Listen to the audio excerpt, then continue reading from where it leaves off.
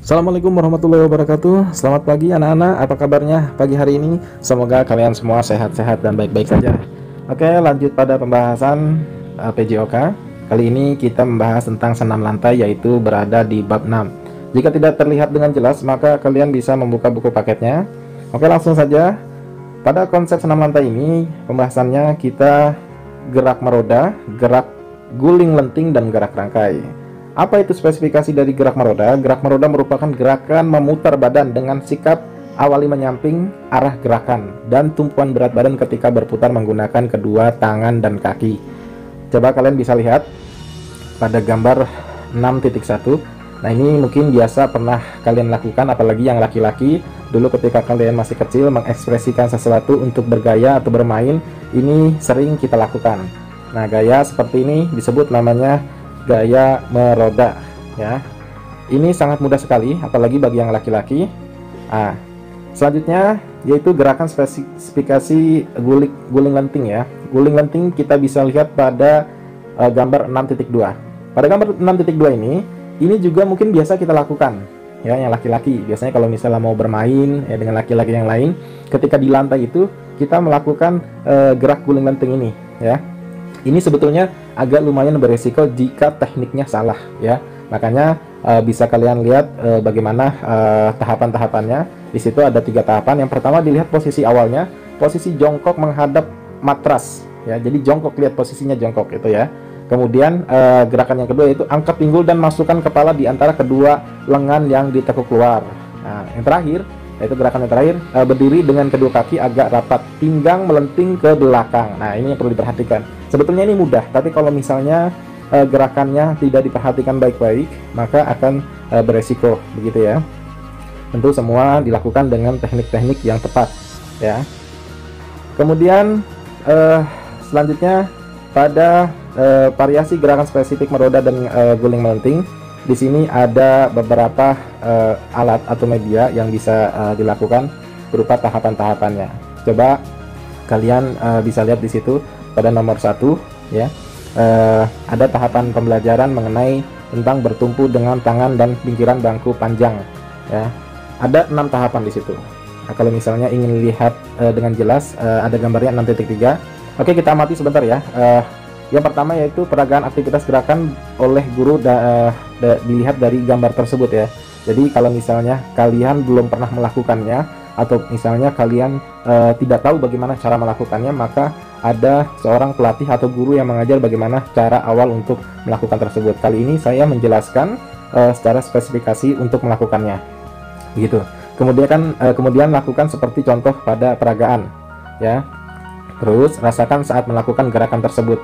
Jadi tetap ya, feeling atau feel dalam melakukan sebuah gerakan tersebut harus disinkronkan, harus dihubungkan ya. Jangan sampai ketika misalnya kalian sudah melakukan gerakan-gerakan seperti ini, kemudian feeling ini tidak dapat, feeling ini tidak disinkronkan, maka yang terjadi akan beresiko. Selanjutnya itu bandingkan gerakan yang kamu lakukan dengan aktivitas yang dilakukan oleh contoh-contoh misalnya para pelatih atau misalnya guru yang mengajarkan tentang gerakan bertumpu dengan tangan pada pinggiran bangku panjang. Oke, selanjutnya yang paling terpenting adalah ketika sebelum melakukan, kalian fokus bagaimana memperhatikan ya, memperhatikan kedua lengan lurus ya. Ini biasa yang dilakukan oleh para atlet atau misalnya para olahragawan.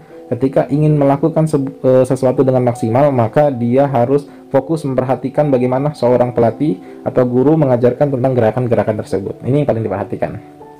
Selanjutnya, aktivitas menurunkan kaki satu persatu dibantu teman atau guru dari posisi berdiri dengan kedua lengan. Tahapan pembelajarannya coba kalian bisa lihat. Jelas ya, yang pertama harus melihat dulu bagaimana cara guru mempraktekannya. Kemudian diperagakan ya, kalian memperagakannya. Terus rasakan saat melakukan sama seperti yang tadi. Kemudian bandingkan gerakan tersebut, apa yang sudah dicontohkan dengan apa yang kamu lakukan. Kemudian gerakan mana yang kiranya itu menjadi satu pilihan. Biasanya itu ada opsi atau ada pilihan-pilihannya ya, pilihan-pilihannya ini loh. Yang cara mudahnya seperti ini cara teknik awalnya seperti ini teknik keduanya seperti ini. Kemudian bagaimana cara kamu melakukan gerakan tersebut yang sesuai dengan porsi kamu bisa lakukan. Yang paling terpenting yaitu yang sudah saya sampaikan sebelumnya, yaitu fokus memperhatikan bagaimana cara kalian melihat seorang pelatih atau guru dengan melakukan gerakan-gerakan tersebut. Kalian bisa lihat di situ di gambarnya 6.4 ya. Ini contoh yang sebetulnya sangat jelas ya, sangat mudah sekali begitu ya.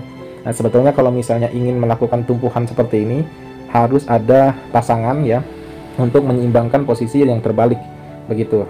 Nah, ini kita bisa lihat juga lanjutan pada menurunkan tangan satu persatu ke matras, bagaimana posisi tersebut supaya tidak terjadi kesalahan, karena harus ada keseimbangan antara kedua lengan dengan badan yang harus kita balikan.